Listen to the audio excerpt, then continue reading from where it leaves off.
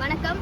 நாங்கள் ஜேகேகே முனிராஜா வேளாண்மை அறிவியல் கல்லூரியில் 4ஆம் ஆண்டு படிக்கும் மாணவர்கள். நாங்கள் ராவேக்காக அவினாஷியில் ஸ்டே பண்ணியிருக்கோம். இன்றைக்கி நாங்கள் இங்கே காயர் இண்டஸ்ட்ரிக்கு விசிட் பண்ணியிருக்கோம். இங்கே நமக்கு புதுசாக ஒரு விஷயம் தெரிஞ்சது. அது என்ன பார்த்தோம் அப்படின்னா காயர் ஜியோ டெக்ஸ்டைல்ஸ். இந்த வீடியோவில் அதை பற்றி இன்னும் டீப்பாக பார்க்கலாம்.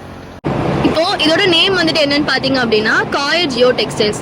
ஜியோ டெக்ஸ்டைல்ஸ் அப்படிங்கறது எதுக்காக யூஸ் பண்றாங்க அப்படின்னா இது வரைக்கும் பாலிமர்ஸ், அதாவது பிளாஸ்டிக்கால ஆன அப்படின்னா வேற ஏதோ ஒரு ஃபேப்ரிக்கால ஆன அந்த டெக்ஸ்டைல் தான் யூஸ் பண்ணிட்டு இருந்தாங்க.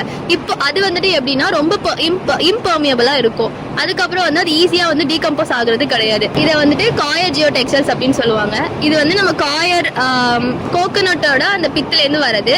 இதை யார்ன் மாதிரி பண்ணி அதுக்கப்புறமா அதை பிளெண்ட் பண்ணி இதை பண்றாங்க.